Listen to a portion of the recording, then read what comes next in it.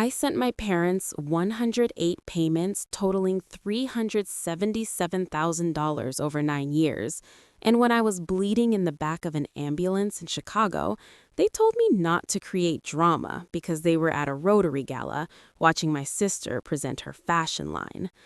I am Dr. Alina Carver, a cardiologist trained to save lives, and that night I realized I had been saving the wrong ones.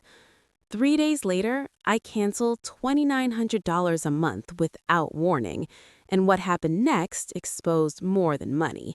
It exposed who I really was to them. The first thing I remember is the sound of glass breaking, not outside the car, but somewhere inside my head. I had just left Northwestern Memorial Hospital after a 17-hour shift in the cath lab. February in Chicago has a way of making everything look fragile. The streets were slick with a thin layer of ice that reflected the city lights like broken mirrors. I remember gripping the steering wheel tighter than usual, telling myself I just needed to get home to Noah and Claire. They were 6, old enough to wait up for me when I was late, old enough to pretend they were not worried when I kissed them goodnight at midnight instead of 8. The light at the intersection of Wabash and Illinois turned green. I eased forward. I never saw the SUV until it was already sliding sideways. The impact was sudden and violent. Metal crushed in on my left side. The airbag exploded against my chest. The world tilted, then went silent except for a high ringing in my ears. I tried to inhale and felt something sharp and wrong deep in my abdomen. Someone was shouting outside, a stranger's voice. Snowflakes fell through the shattered window and melted against my cheek. I remember thinking, I cannot pass out. My kids are asleep at home. The paramedics moved fast. Cold hands, firm voices, a flashlight in my eyes. "Ma'am, can you tell me your name?" "Alina Carver." "Do you know what year it is?" "2024. Pain spread like heat under my ribs. One of them pressed against my abdomen, and I felt myself gasp. "Possible internal bleed," he said to his partner. "Let's move." Inside the ambulance, the siren began to wail. The ceiling lights were too bright. One paramedic inserted an IV while the other asked questions I answered automatically. Allergies, medications, next of kin. Next of kin. I swallowed and reached for my phone. My hands were shaking, but I managed to unlock it. I scrolled to Mom, Linda Carver. I pressed call. She answered on the third ring. There was music in the background, clinking glasses, laughter. "Mom," I said, trying to keep my voice steady, "I was in an accident. They think I'm bleeding internally. I need you to go to my place. Noah and Claire are home. They're asleep. I just need you there until I get out of surgery." There was a pause. Then she lowered her voice. "Alina, tonight is the Rotary Gala. You know that. Your father is speaking. Vanessa is presenting part of her new collection. We cannot just leave." I closed my eyes as another wave of pain hit. "Mom," I said again, slower this time, "I'm in an ambulance. They're taking me to the ER. I need you with the kids." "You always overreact," she said. "You're the strong one. You handle things." In the background, I heard my father's voice asking who it was. She must have told him because a second later, my phone buzzed with a text. "Vanessa is presenting her collection. Don't create drama." I stared at the screen. The words looked flat and harmless, like they belonged to someone else's life. Don't create drama. The paramedic glanced down at me. "We're almost there. Stay with me, Alina." I typed back with numb fingers. "I'm going into surgery." The 3 dots appeared, then disappeared, then appeared again. Nothing came. We pulled into the emergency bay. The doors burst open and cold air rushed in. They wheeled me through sliding glass doors under bright fluorescent lights I knew too well. I had stood on the other side of them hundreds of times. This time, I was the patient. A trauma surgeon leaned over me. "We think your spleen is ruptured. We need to operate right away." I nodded. My phone was still in my hand. I looked at the last message from my father one more time. Don't create drama. As they rolled me toward the operating room, I felt something shift inside me that had nothing to do with blood loss. For as long as I could remember, I had been the dependable one, the daughter who did not need reassurance, the one who could drive herself to school if they were busy with Vanessa's dance rehearsals, the one who took out student loans without complaint, the strong one. Lying under those lights, with nurses cutting away my clothes and taping electrodes to my chest, a question surfaced that I had never allowed myself to ask. Was I strong, or was I just convenient? The anesthesiologist leaned over me and told me to count backward from 10. I made it to 7. When I woke up, it was quiet. The room was dim except for a soft monitor glow. My abdomen felt like it had been split open, which it had.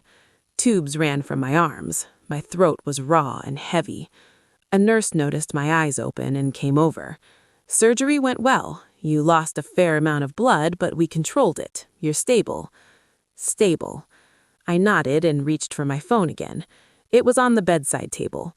There were a few missed calls from a babysitting service I had used once before. I must have called them before the anesthesia fully took effect. There were no missed calls from my parents.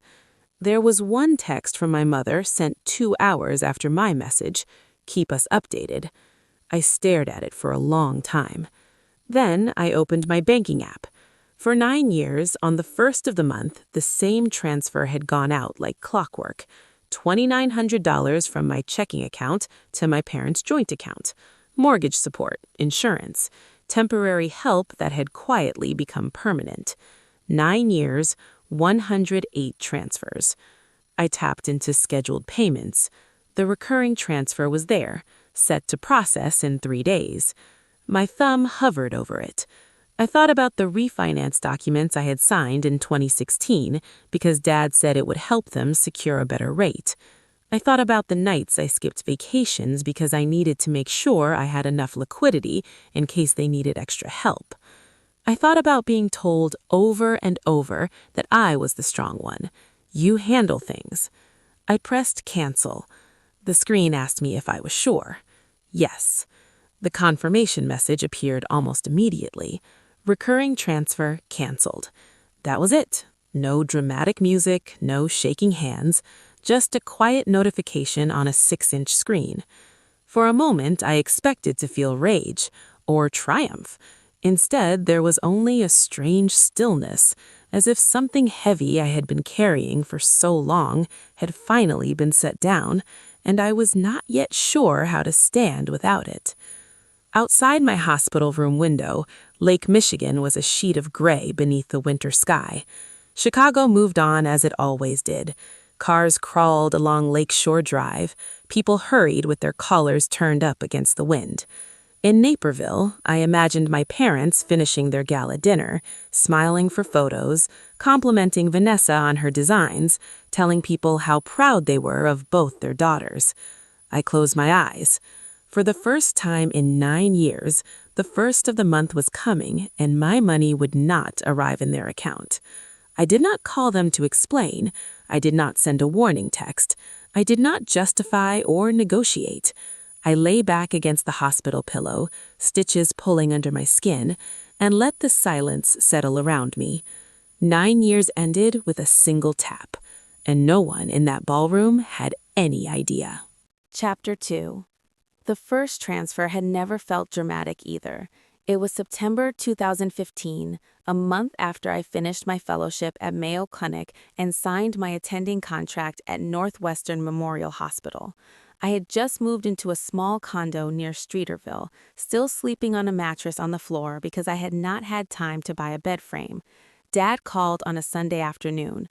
"Interest rates are shifting," he said. "We are trying to refinance before they go up. Just for a few months, until everything stabilizes. Could you help us with the mortgage?" He said it the way you ask someone to pass the salt. I remember sitting on the floor with my laptop open, spreadsheets already pulled up because that was how my brain worked. $2,400 for the mortgage, another $500 for their health insurance premiums, since Dad had transitioned into consulting and Mom was part-time at the church. $2,900 a month. I had just started earning what felt like real money for the first time in my life. I told myself this was what successful daughters did. It will only be temporary, Dad said. We just need breathing room during the rate lock period. I said yes without asking for a written agreement, without setting a timeline, without considering what temporary meant. The first wire went out on October 1st, 2015, $2,900. I labeled it family support. The second one went out in November. By January 2016, it was automatic. That same winter, Dad sent me an email with refinance documents attached. He called it a formality. The lender wants to see additional strength on paper, he said. You are not on the title. This is just to secure a better rate during underwriting. Temporary cosigner during rate lock period. I skimmed through the documents between cases in the cath lab. There were terms I recognized and others I did not. Secondary guarantor, conditional liability. I signed electronically through DocuSign and went back to work. At no point did I imagine I would still be tied to that refinance nearly a decade later. The months turned into years quietly. I built a routine around the transfer. First of the month, coffee in one hand, phone in the other, watching $2,900 disappear before the day even began. In 2018, when I was pregnant and nauseous and still covering call, the transfer went out. In 2019, when Daniel and I separated and I was packing up his things, the transfer went out. In 2020, in the middle of a pandemic with 2 newborns and barely any sleep, the transfer went out. $2,900 times 108 months. $313,200 in mortgage payments alone. Add in insurance and the occasional extra when Dad said property taxes had increased or the HVAC needed repair, and the total crept up to around $377,000. I never calculated the full number until after the accident. When I did, I stared at it for a long time. It was nearly the projected cost of 2 in-state college educations. For years, I told myself I was fortunate to be able to help, that this was what family did, that I was investing in stability for all of us. The shift began not with anger, but with a meeting. 2 weeks after surgery, once I could walk without feeling like my abdomen would split open, I sat across from Ethan Morales in his office on LaSalle Street. The building was old and dignified, the kind with marble floors and quiet elevators. Ethan was recommended by a colleague who handled estate planning. He specialized in financial risk and credit exposure. I slid a folder across his desk. These are the refinance documents from 2016, I said, and these are the last 12 months of mortgage statements. He read in silence for several minutes. I watched his expression change from neutral to focused. You are listed here as secondary guarantor, he said, tapping a page. Not a joint owner, but you are still legally exposed. I nodded. Dad said it was temporary. Ethan leaned back slightly. Temporary arrangements require written removal once the rate lock period ends. I do not see any documentation releasing you. He turned his screen toward me and pulled up a summary. If your father misses payments for 90 days, the delinquency can report to the credit bureaus under your Social Security number. If the property goes into default, you could be pursued for deficiency, depending on state specifics. I felt the air in the room thin. Did they ever tell you that you were still legally exposed? He asked. The question was simple. No, I said. The word landed heavier than I expected. I had not only been wiring money, I had been underwriting their risk. Ethan continued calmly. You have been covering the mortgage consistently, so there have been no late payments. That's good, but you should formally request release or refinance again without your name. At minimum, protect your credit profile. Credit profile, liquidity, exposure. The language was clinical and precise. I understood it easily when applied to patients. When it applied to me, it felt different. On the drive back to the hospital, I replayed conversations from years earlier. Dad saying the paperwork was routine. Mom saying I didn't need to worry about the details because I was the strong one. Strong meant I didn't ask follow-up questions. Strong meant I signed and moved on. A few days later, Harold came to see me at my condo. He brought groceries I didn't ask for and placed them neatly on the counter. He was 75 that year, tall and straight-backed, despite a cane he used for symbolism more than necessity. Retired federal judge, precise with words. "How are you feeling?" he asked. "Sore," I said. "Clearer than before." He studied me for a moment. "Your father called me. He said you were under stress and making impulsive decisions." I let out a short laugh. Impulsive? Harold did not smile. "Do you have records of everything?" he asked. "Yes." "Every transfer?" "Yes." "Every email?" "Most of them." He nodded slowly. "Keep every statement, every refinance document, every message. We may need witnesses." "Witnesses to what?" I asked. "To the truth," he said simply. He did not tell me what he intended to do with that truth. He did not advise me to forgive or reconcile. He did not advise me to escalate. He only told me to document. That night, after Noah and Claire were asleep, I sat at my dining room table with my laptop open and began downloading bank statements October 2015, November 2015, December 2015. Year after year, the numbers lined up like a quiet confession. In 2016, there was the refinance disbursement. In 2017, a note from Dad thanking me for covering an extra insurance premium. In 2018, the email Ethan had flagged. "She'll wire it. She always does." I had not seen that line before because it had been part of a forwarded chain between Dad and a business acquaintance. It surfaced only because I searched deeper this time. I leaned back in my chair and looked around my condo. Toys were stacked in a corner. A small art project Claire had made was taped to the fridge. Noah had left a plastic dinosaur on the coffee table. For 9 years, I had balanced two worlds, a cardiologist trained to assess risk in seconds, and a daughter who never assessed the risk of loyalty. The next morning, I emailed Ethan. "Proceed with steps to remove my liability from the 2016 refinance, whatever is required." He responded within an hour. "We will need formal written communication to your father and the lender. I will draft it." For the first time since canceling the transfer, I felt something sharper than stillness. Not rage, clarity. That afternoon, Harold called me. "My birthday dinner is in June, Sheraton Riverwalk. Your parents have already confirmed attendance. So has Vanessa." He paused. "Bring copies, not accusations, documents." I understood what he was offering without him saying it. Not revenge, a record. After we hung up, I opened the folder again and began organizing it chronologically. 108 transfers, refinance documents, insurance receipts, emails. I printed them and stacked them into neat piles. The numbers no longer felt abstract. They were concrete, traceable, verifiable. 9 years that began as a favor and became an obligation. 9 years of believing I was supporting my family, and now, for the first time, seeing that I had also been protecting them from consequences that were never meant to be mine. I slid the final statement into the folder and closed it gently. The first of the month was 3 days away. The transfer would not go through. I didn't know how my parents would react when they realized. I only knew that the paper trail was complete, and this time I was not signing anything blindly. Chapter 3.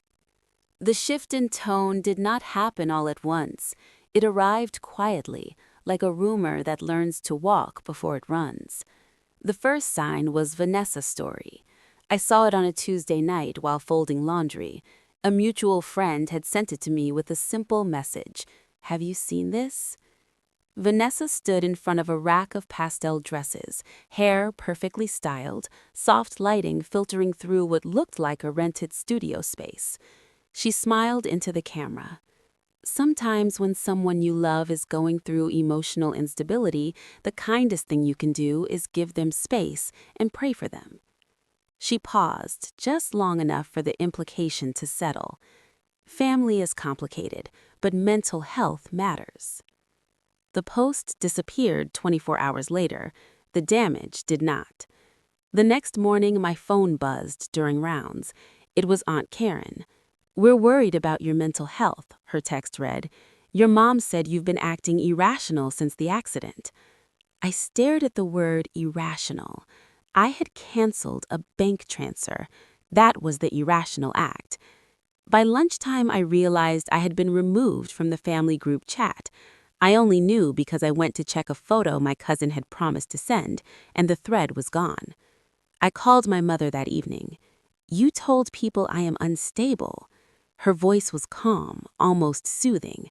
"Alina, you have been through trauma. We are concerned.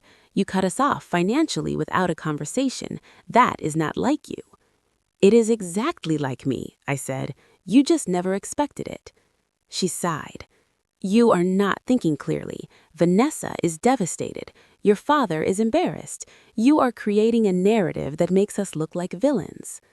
I laughed softly, not because it was funny, but because it was so precise.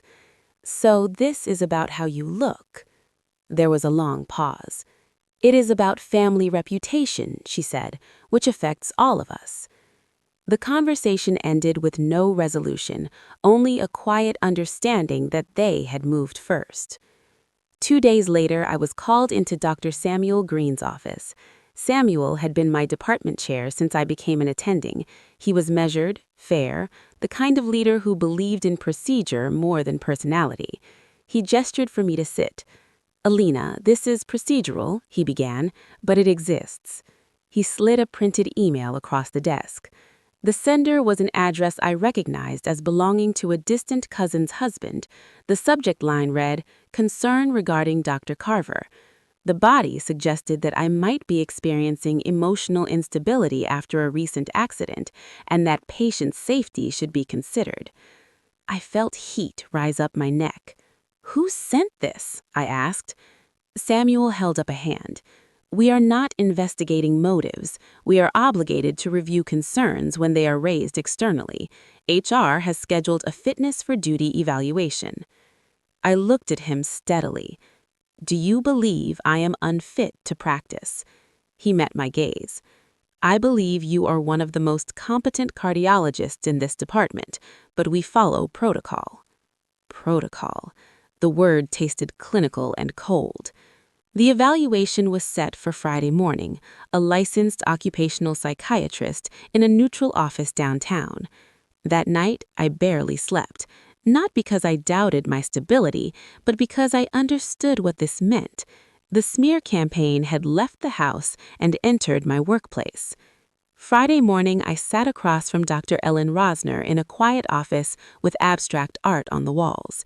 She asked structured questions: sleep patterns, concentration, mood fluctuations, impulse control.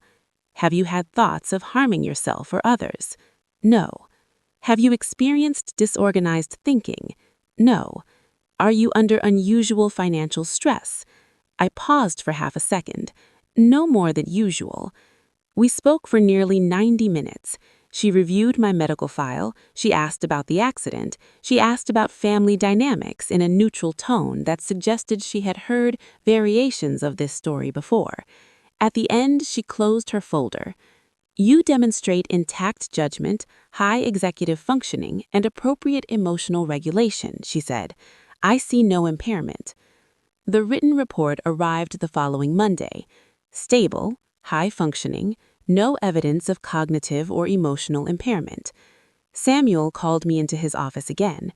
"This closes the review," he said. "It will not appear on any public record. You are cleared without restriction." "Thank you," I said. He studied me for a moment. "Family conflict can be messy. Make sure you are taking care of yourself." I nodded. I walked out of his office feeling both vindicated and exposed. I had passed a test I should never have had to take. Later that week, between patients, an elderly man I had treated for years reached for my hand. "Doctor," he said quietly, "are you really okay?" The question was gentle, concerned, not accusatory, and somehow it hurt more. "I am fine," I said. "Thank you for asking." But as I left the room, I understood something new. Gaslighting does not stay contained. It seeps, it stains, it introduces doubt in places that were once clean. That evening, I sat at my dining table again, the folder of statements and emails beside me. I added a new document to the stack, the HR clearance letter. Not because I intended to show it, but because it was part of the record now. My phone rang. It was Harold. "How is the hospital handling it?" he asked. "Procedure only," I said. "I passed." "I never doubted you would." He did not ask about my parents. He did not comment on Vanessa's story. Instead, he said, "My 75th birthday is confirmed. Sheraton, Chicago Riverwalk, private room, June 15th. He could hear the faint clink of his teacup as he set it down. "They will all be there." "So will I said. "Bring everything," he continued. "The 108 statements, the 2018 email, the February 24 messages from the ambulance." "You want me to confront them?" "No," he said calmly. "I want the truth present in the room. That is different." I exhaled slowly. "They are already telling people I am unstable." He paused. "Then let them tell that story in a room with evidence." After we hung up, I opened my laptop and began organizing digital files into labeled folders: mortgage transfers, refinance agreement, email chain 2018, February 24 messages. Each document felt less like ammunition and more like proof of gravity, something solid in a space that had been filled with suggestion and whisper. The smear campaign did not stop. Vanessa posted another quote 2 days later about toxic boundaries.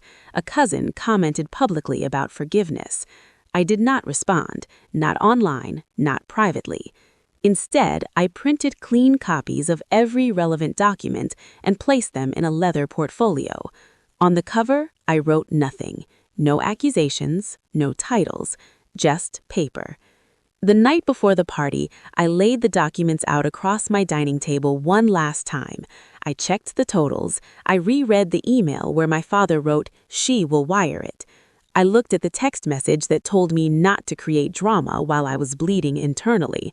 I looked at the text message that told me not to create drama while I was bleeding internally. I looked at the text message that told me not to create drama while I was bleeding internally. I looked at the text message that told me not to create drama while I was bleeding internally. For a moment, I imagined the ballroom, the crystal glasses, the polite applause, the version of our family that would be presented to guests. I closed the portfolio gently. This was no longer about convincing my parents of anything. It was about refusing to let my silence be rewritten as instability. Outside my window, the city lights reflected off the lake. Chicago felt vast and indifferent, as it always did. Inside my condo, the evidence sat ready, and this time I was not walking into that room unprepared. Chapter 4. The ballroom was brighter than I expected. Sheraton Chicago Riverwalk had polished everything to perfection. Crystal chandeliers reflected off the mirrored walls. Round tables were dressed in white linen and navy napkins folded into neat peaks. A jazz trio played softly near the bar. About 120 guests filled the room, many of them members of the Rotary Club, several retired judges Harold had once worked beside, and family friends who had watched me grow up. My parents were near the entrance, greeting guests. Douglas wore a dark suit, standing tall, smiling with the confidence of a man who believed the room was his. Linda moved gracefully between tables, her hand resting lightly on shoulders as she spoke.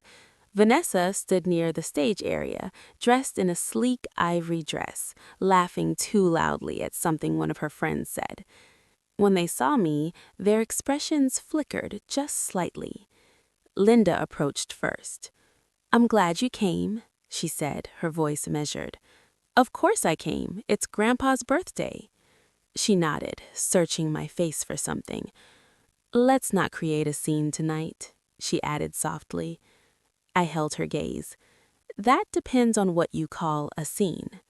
Before she could respond, Harold's voice carried across the room as he stepped onto the small stage set near the dance floor. The music faded, glasses clinked to silence. He thanked everyone for coming. He spoke briefly about his years on the bench, about Chicago winters, about watching the city change. Then his tone shifted.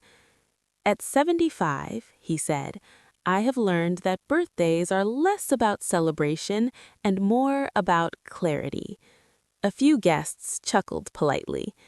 I have also learned that clarity sometimes requires numbers. A ripple of confusion moved through the room. Harold gestured toward a screen that had been lowered behind him. A projector hummed to life. Douglas shifted in his seat. What is this about? He murmured under his breath. The first slide appeared. A simple table, dates, amounts, from October 2015 to March 2024. 108 entries, $2,900 each. The room grew quiet. Harold spoke calmly. These are monthly transfers from my granddaughter, Dr. Alina Carver, to her parents. Douglas stood halfway from his chair. This is temporary help, he said quickly. She offered. Harold did not look at him. 108 months, he continued. Temporary seems to have a different definition in our family. A few heads turned toward my table. I felt my pulse steady rather than spike. I had imagined this moment in a dozen variations. None of them included fear. Harold clicked to the next slide. The total number filled the screen. $377,000. A low murmur spread across the ballroom. Harold let the silence stretch. That is nearly the projected cost of 2 college educations in the state of Illinois, he said, for her children. Someone near the front whispered something I could not make out. Douglas finally stood fully. We never forced her, he said. Families support each other. From a table near the back, a Rotary member named Thomas Reed cleared his throat. Doug, I remember you saying your daughter handled the hard stuff for you. You said you were lucky not to have to worry about the mortgage anymore. Douglas's face tightened. That was taken out of context. Harold raised a hand gently. Context matters, he agreed, which is why we should look at it. He clicked again. An email filled the screen, dated May 2018. She'll wire it. She always does. The sender line displayed Douglas's name. The room did not murmur this time. It fell completely still. Vanessa rose abruptly. This is inappropriate, she said. This is private family business. Harold's voice remained even. When private business affects public narratives, it stops being private. He did not hurry, he did not dramatize. He clicked once more. The final slide appeared. A screenshot of a text message from February 2024. Tonight is the Rotary Gala. You always overreact. Below it, another line. Don't create drama. I felt the weight of every eye in the room shift toward my parents. Linda's hand trembled slightly against the back of her chair. That was taken out of context, she said, her voice breaking. We called her in the middle of an event. We didn't know how serious it was. I stood. I did not plan to, but my body moved before my mind did. I walked slowly toward the stage. The sound of my heels against the polished floor seemed louder than the projector. I did not take the microphone immediately. I looked at the screen once more. Then I faced the room. For years, I said, my parents told people I was the strong one, the independent one, the one who didn't need help. I glanced toward my father. I wasn't strong to them. I was predictable. My voice did not shake. I paid the mortgage because I believed it was temporary. I signed refinance documents because I was told it was procedural. I wired money because I was taught that love meant never asking questions. I turned slightly so I could see more faces. When I was in an ambulance in February, bleeding internally, I asked for someone to sit with my 6-year-old's children. I was told not to create drama. A woman near the front covered her mouth with her hand. Douglas stepped forward, anger rising. You are humiliating us, he said. I met his eyes. No, I am correcting the record. The distinction felt precise and necessary. Harold stepped closer to me but did not touch me. This is not about humiliation, he said firmly. It is about accuracy. Vanessa's voice cut in again. You could have talked to us privately. I looked at her. I tried, I said. Instead, people were told I was unstable. A few guests shifted uncomfortably. Others stared at the screen as if numbers were easier to process than emotion. Douglas scanned the room as if searching for support. No one moved toward him. After a long moment, he picked up his jacket from the back of his chair. We're leaving, he said to Linda. She hesitated, then followed him. Vanessa lingered a second longer, her jaw set tight, then walked after them. No one stood to stop them. No one stood to escort them out. The door to the ballroom closed softly behind them. The silence that followed was not explosive. It was reflective. Harold turned back to the room. Thank you for indulging an old man's need for transparency, he said. Now let us eat cake. A faint ripple of nervous laughter moved through the guests. The projector shut off. The lights returned to their normal brightness. People approached me in small groups. Some offered quiet apologies for believing the rumors. Others simply squeezed my hand. Thomas Reed stepped closer. I had no idea it was that much, he said quietly. Neither did I replied. Harold rested a hand lightly on my shoulder. Truth does not shout. It waits. The jazz trio resumed playing. Plates clinked again. Conversations restarted, softer than before. I returned to my seat and sat down slowly. The folder lay closed beside my plate. The documents had done their work. Across the room, the chair where my father had been sitting remained empty. For the first time in 9 years, the narrative about me had been spoken aloud with evidence attached, and the room had heard it. Chapter 5. The next morning, Chicago felt exactly the same. Traffic still backed up along Lakeshore Drive. The hospital paging system still echoed through hallways. Patients still needed stents placed and arteries reopened. Nothing about the skyline suggested that my family's version of reality had cracked the night before. But the shift had begun. 3 days after the party, I received a short email from Thomas Reed, the Rotary member who had spoken up. I wanted you to know there were questions raised at the board meeting, he wrote. Your father chose to step away before things became formal. Step away was polite language. Douglas resigned from Rotary Club quietly, citing personal reasons. He had been a member for over 20 years. His identity had been woven tightly into that network of business lunches and charity galas.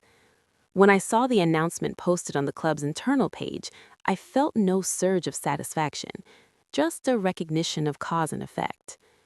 A week later, Aunt Karen called again. Your mom lost her position at the church, she said carefully. They said they needed to avoid controversy. Controversy, another clean word for consequence. I pictured Linda standing in the fellowship hall after Sunday service, explaining herself to women she had known for decades. I did not wish her humiliation. I only acknowledged that the narrative had changed. Vanessa reacted differently. She posted a long caption on Instagram 2 weeks after the party. In times of attack, choose grace, it began. Some people twist facts for attention. The comments were mixed. Some offered support, others asked pointed questions about family finances. Then came the email. Douglas sent it to a wide circle of relatives and a handful of close friends. I was included. We are being misrepresented, he wrote. Alina's actions are driven by emotional trauma after her accident. The financial arrangements were mutual and temporary. The public display at Harold's birthday was inappropriate and damaging. He closed with a line that struck me. We hope those who know us will not be swayed by half-truths. I read it once, then twice. Before I could decide whether to respond, another email hit the thread. It was from my cousin Mark. For context, he wrote, attaching the 2018 message. She will wire it. She always does. The reply all continued for hours. Some defended my parents, others asked questions. A few simply went silent. By the end of the day, Douglas's attempt to reframe the story had stalled. The document spoke more clearly than explanations ever could. He did not email again. Meanwhile, Ethan moved quickly. "We have drafted a formal request for release from the refinance liability," he told me during our next meeting. "The lender has acknowledged receipt."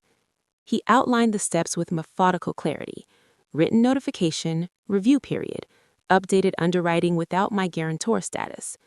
"If they refuse," I asked. "Then we escalate legally," he said. "But given your father's current exposure, I suspect cooperation." Within a month, the lender confirmed removal of my name from the secondary guarantor clause. My credit report updated shortly after. The account no longer appeared as contingent liability. I logged into my credit monitoring app and stared at the clean summary. No open exposure tied to Naperville. No conditional risk. For the first time in years, my financial stability belonged entirely to me. At work, the tension eased. Samuel stopped me in the hallway one afternoon. "Things seem to have quieted down," he said. "Yes," I replied. "They have." He hesitated. "I hope you know the department supports you." I nodded. "I know." The hospital returned to being what it had always been for me: a place of precision, a place where outcomes depended on skill and evidence, not rumor.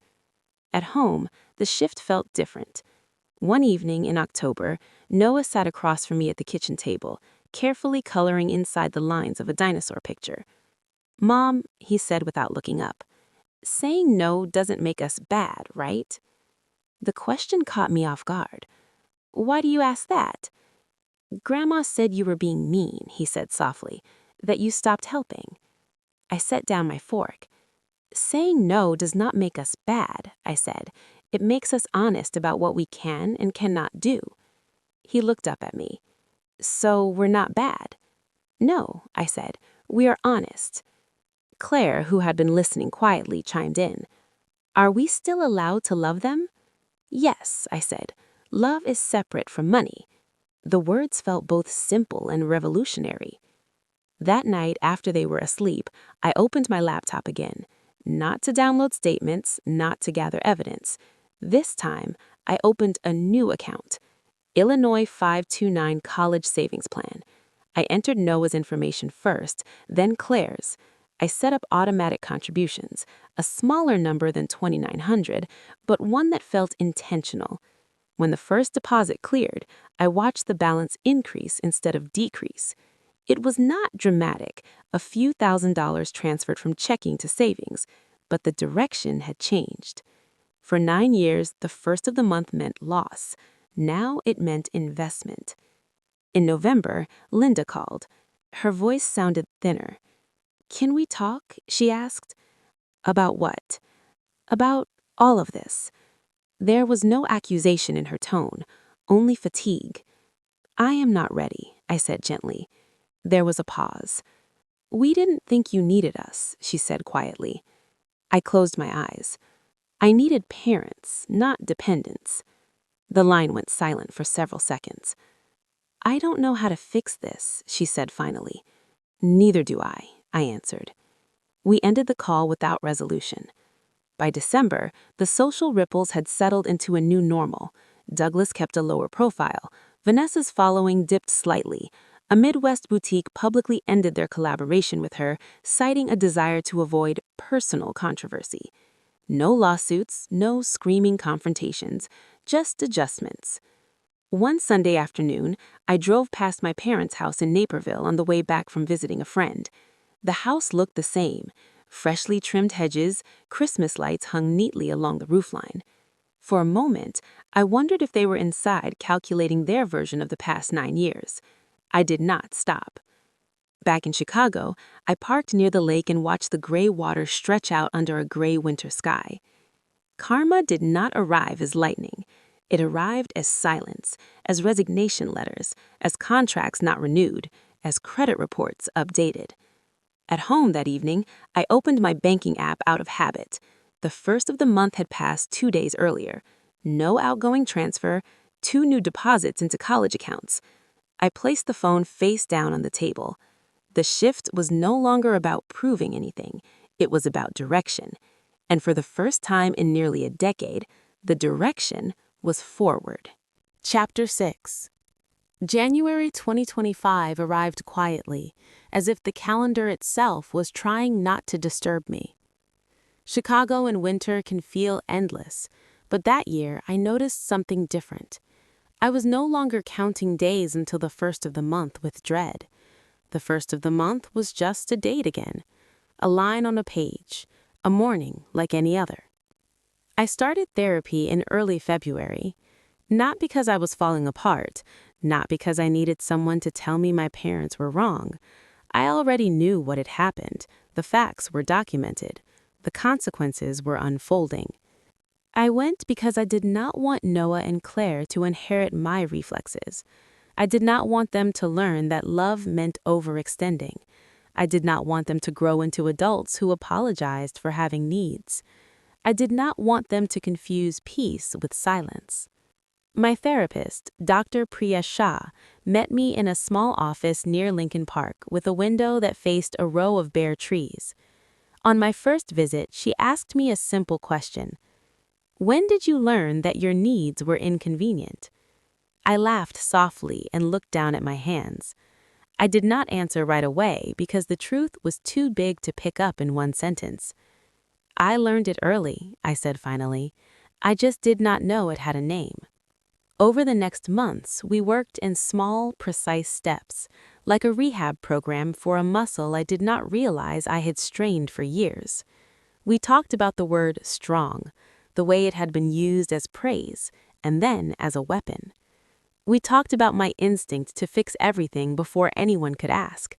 We talked about guilt, not the loud kind that shows up as tears, but the quiet kind that whispers, "You are selfish for choosing yourself." One afternoon, Dr. Shah said something that stayed with me. "You can feel compassion for them," she said, "and still choose distance. Compassion does not require access." Distance without hatred. That idea felt like a door I had never noticed before. In March, Douglas called. His name appeared on my screen while I was sitting in my car outside the hospital, finishing a cup of coffee before my shift. For a moment, I considered letting it go to voicemail. Then I answered. "Hello?" His voice sounded older than it used to. Not frail, but less certain. "Alina," he said, "it's your dad." "I know." There was a pause filled with the faint sound of traffic on his end. "I thought you didn't need us," he said. The sentence landed with a strange familiarity. It was the same excuse dressed in a softer tone. I closed my eyes. "I needed parents," I said, "not dependents." His breathing changed, a sharp inhale, as if he had not expected me to say it so plainly. "We did the best we could," he replied, and even now he sounded like he believed that should be enough. "You did what was easiest for you," I said, "and what was easiest was letting me carry it." He did not deny it. He did not apologize either, not directly. "Your mother is taking it hard," he said. "She cries a lot. She misses the kids." I looked out at the hospital entrance where patients moved in and out, bundled against the cold. "You can miss people," I said, "and still be someone who hurt them." His voice tightened. "So what now?" "Now I keep my boundaries," I said. "Money does not come back. My life does not reorganize around your needs again." It sounded harsh even as I said it, but it was true. It was the truth that had been missing from every conversation for years. He sighed. "Vanessa says you made us look like monsters." I felt a flicker of something, not anger, more like disbelief that this was still his focus. "I did not make you look like anything," I said. "You made choices. Harold showed the record." He was quiet for a moment. "You always were good with records," he said, and I could hear something like resentment in it, as if my competence had become a threat. Then he said, "Your mother wants to write you." Let her, I replied. We ended the call politely. No reconciliation, no explosion, just a line drawn and respected, at least for that moment. A week later, an email arrived from Linda. The subject line was simply, "I'm sorry." She wrote about how she never meant to hurt me, how the accident scared her, how she felt ashamed, how she did not realize how much pressure I was under. She did not mention the gala messages directly. She did not admit to calling relatives about my mental health. She framed it as a misunderstanding, a tragedy of miscommunication. I read the email twice. Then I forwarded it to Dr. Shah. During my next session, I told her what bothered me most. It sounds like she regrets the outcome, I said, not the pattern. Dr. Shah nodded. An apology without accountability is often an attempt to relieve the apologizer, not repair the relationship. So what do I do? You decide what you need, she said, not what they want. That night, after Noah and Claire had fallen asleep, I opened my laptop and wrote a response. I kept it short. I appreciate your message. I'm not ready to rebuild contact the way it was. Financial support will not resume. If we are ever to have a relationship again, it will require full honesty about what happened, including the smear campaign and the choice you made during my emergency. Until then, I need space. I read it one more time, then sent it. My hands did not shake. In April, I received a message from Vanessa, not an email, a text. "You're tearing this family apart." I did not reply. I had spent too many years believing that holding the family together was my job. The truth was simpler. I was not tearing anything apart. I had stopped patching cracks that were never mine to fix. Spring came to Chicago the way it always does, slowly, stubbornly. Dirty snow melted into puddles. The lake turned from steel gray to a softer blue. Trees budded along the sidewalks. One Friday in May, I took the afternoon off and walked to Noah and Claire's elementary school. The air smelled like cut grass and warm pavement. Parents waited near the front steps, some with coffee cups, some scrolling their phones, some chatting in small circles. I stood a little apart, watching the doors. When the bell rang, the hallway spilled out into sunlight. Noah spotted me first. His face lit up and he ran, backpack bouncing against his shoulders. Claire followed behind, hair flying, laughing as she tried to keep up. They collided into me at the same time, arms wrapping around my waist, small hands grabbing at my coat. "Mom," Noah said, breathless, "we had a science experiment today." Claire talked over him immediately, and I got a sticker for reading. I listened, smiling, feeling their energy move through me like something clean. As we walked to the car, Noah reached for my hand. "Mom," he said, "are we still honest?" I looked at him. "Yes," I said, "we are." "And we are safe?" Claire added solemnly, as if she had been thinking about it for a long time. "Yes," I said again, "we are safe." That night, after they fell asleep, I checked the 529 accounts. The balances were growing steadily. Not enormous, not magical, just consistent, intentional. A quiet promise. I thought about the 9 years I had spent wiring money to keep someone else's life stable. I thought about how often I had been called strong when people really meant useful. I did not hate my parents. I did not fantasize about them suffering. I simply stopped saving them from the results of their own choices. Forgiveness, I was learning, was not the same as reconciliation. You could let go of rage without reopening the door. Support was a gift, not a contract. Love did not have to be proven through depletion. The direction was forward now, and I could finally feel it in my body, in the way my shoulders sat lower, in the way my breath came easier. If you were always the strong one, the one who handled everything so nobody else had to, you deserve someone to check on you too. Tell me in the comments if you have ever been the person everyone leaned on and what it cost you.